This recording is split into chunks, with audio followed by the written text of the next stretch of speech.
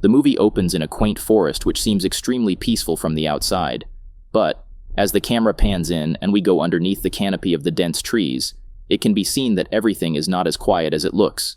A chubby little panda runs across the forest floor, seemingly afraid of an unseen pursuer. He runs away as fast as he can, skipping past fallen tree logs, sliding down hills and jumping across crevices.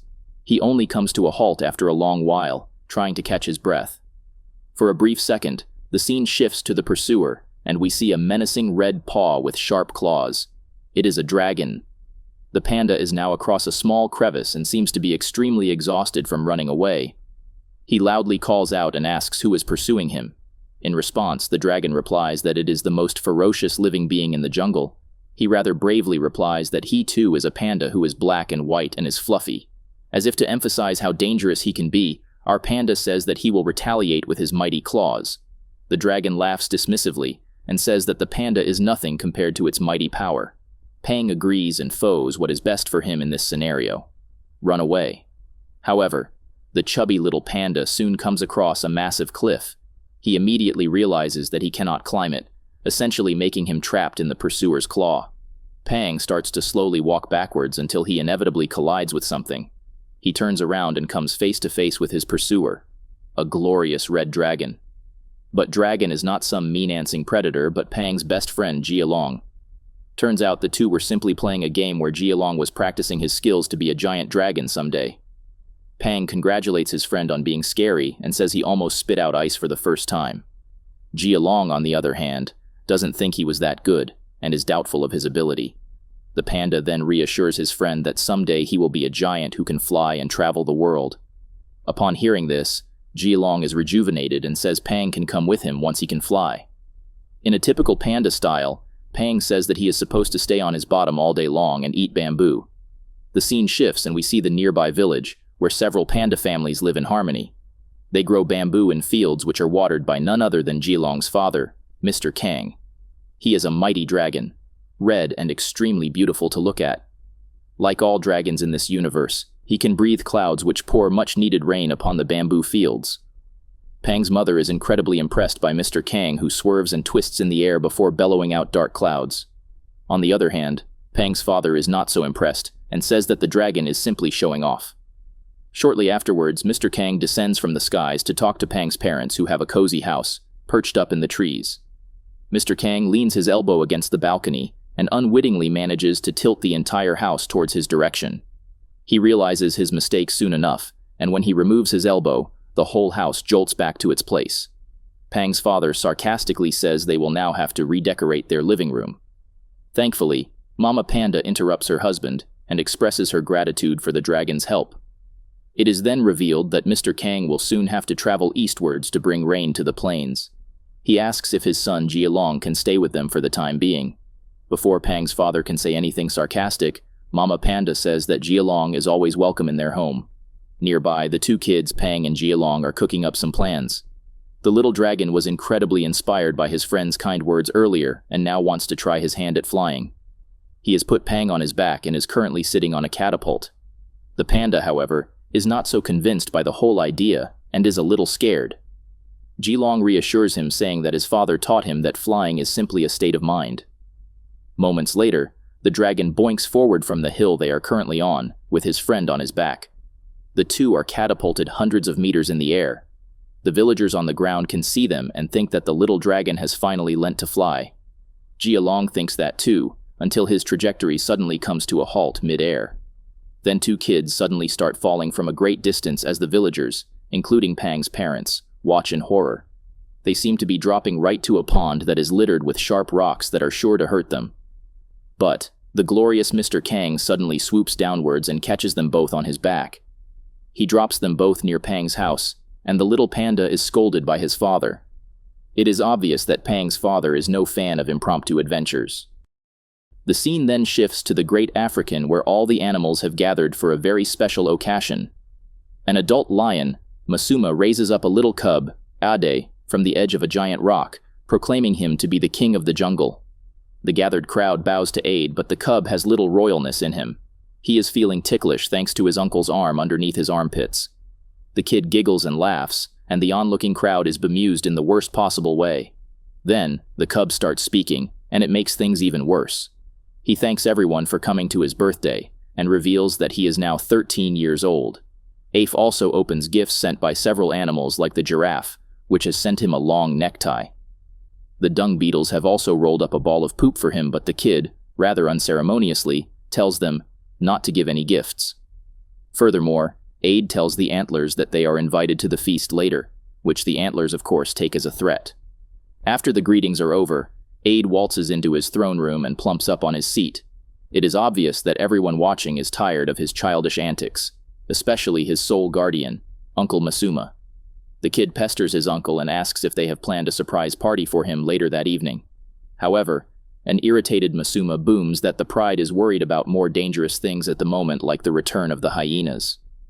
It is then revealed that the lions and the hyenas have been at war for a long time and are sworn enemies of each other. Masuma tells the little king that they need to do something about these laughing creatures. Aid, on the other hand, doesn't seem to be too bothered by hyenas and mentions that they have enough space for everyone in the savannah. He only takes the matter seriously when Masuma reminds him of his duties as the king of the jungle and leader of the pack. The kid soon forgets this, however, and asks about the surprise party once more. This is when Masuma cunningly says that there is indeed a surprise gift planned for the little king. Meanwhile, a monkey and a crocodile are sent by Masuma to catch a dragon. As they wander into the forest, they spot Pang and Jilong playing together. The monkey and crocodile approach them, and Jilong and Pang get scared and run into a cave to hide. But soon, they reach a dead end, and the kidnappers catch up to them. The crocodile quickly grabs Jilong and puts him in a sack while Pang falls into a ditch. After that, the kidnappers leave with the magnificent creature they have just captured. Luckily, Pang survives and finds another way out, spotting the monkey and crocodile heading toward a boat with his friend.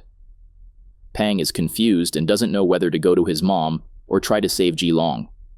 Jilong is also calling out for help, so Pang decides to rescue his friend.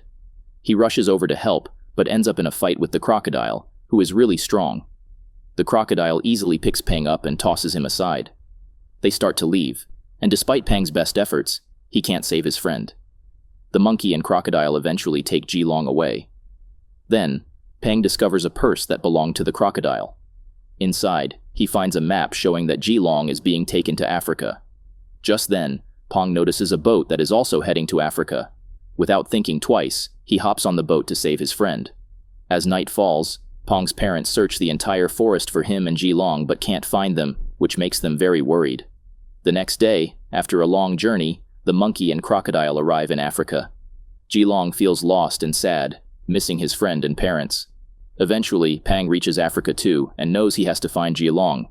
Suddenly, a pack of wolves starts chasing him, and he has to run for his life. Just then, a little monkey appears and tricks the wolves by showing them a stick, which they think is food. While the wolves go after the stick, the monkey introduces himself as Jojo. When Jojo asks why Pang is there, Pang explains about Jilong, his friend being kidnapped by a monkey and crocodile. Jojo tells Pang that he can lead him to the right place, but in exchange, he wants the gold locket from Pang. At first, Pang is unsure about Jojo, but since he doesn't know anyone else there and needs to rescue Jilong, he decides to go with Jojo. After a bit, Jojo takes Pang to a fenced area. Once they arrive, Pang starts to doubt Jojo because the place doesn't match what was shown on the map. Suddenly, a deer bumps into Pang, causing him to fall. Then, an ostrich appears, and it turns out to be Jojo's boss. The ostrich is excited to see a panda because he wants to make a lot of money by having Pang perform in his circus. After that, they lock Pang in a closet. The panda is really mad at Jojo for betraying him and making him a part of the circus. Later, the deer comes to guard him while Jojo sneaks out. That night, when everyone is asleep, Pang manages to break the chain with his claws and quietly escapes. Jojo calls out to him, saying he wants to leave too because the ostrich keeps him tied up at night, making him a slave. After hearing this, Pang decides to free Jojo as well, and they both leave together. Following the map, they start searching for the spot. Now, Pang and Jojo are on their way to Lion Hill, but their next challenge is to cross the desert to reach their destination. While traveling across the vast arid landscape, they stumble upon a camel. Jojo pays the camel some money to climb on, and they set off toward Lion Hill. Meanwhile, Aid's uncle, Masuma, approaches the prince, announcing that a special gift has arrived from Asia for him. Soon after, the monkey and crocodile appear with Jilong. Aide, being just a child, is thrilled to see what his gift is. Masuma pulls back the curtain of the cage, revealing a dragon inside. He explains to Aide that this creature will double their strength because it can breathe ice. Confused, Aide watches as Masuma takes Jilong outside and commands him to freeze a chicken. Jilong, however, doesn't want to harm the chicken and spares its life.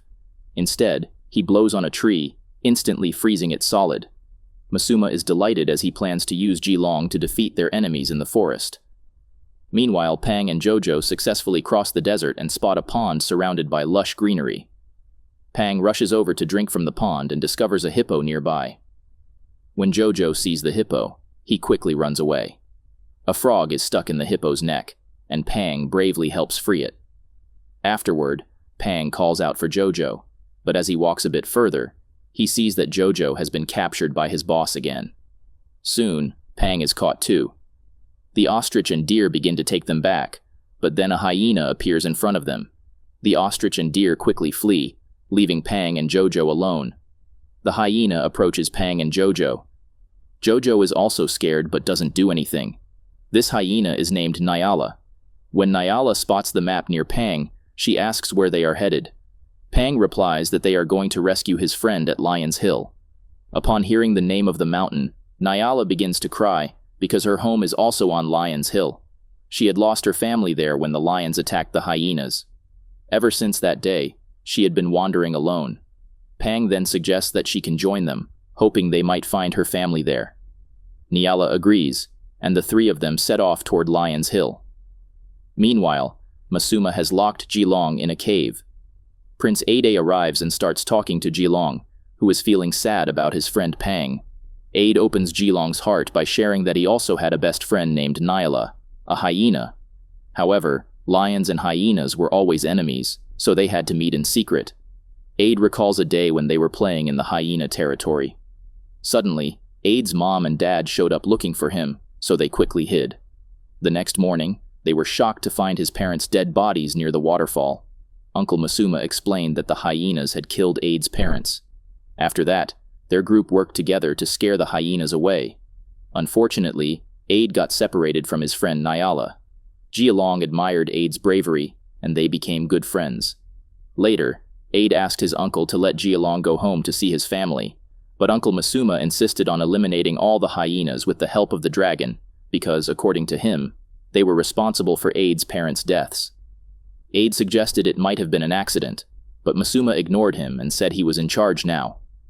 Pang and his friends cross a stream, and Nyala leads them to her home. At first it seems empty, but then Nyala finds her whole family and is overjoyed. That night, Pang and Jojo stay with the hyenas. Nyala tells her dad they should go to Lion Hill to rescue Pang's friend, but her mom disagrees. She reminds Nyala that when she is playing with Prince Aide in the forest, his parents come looking for him.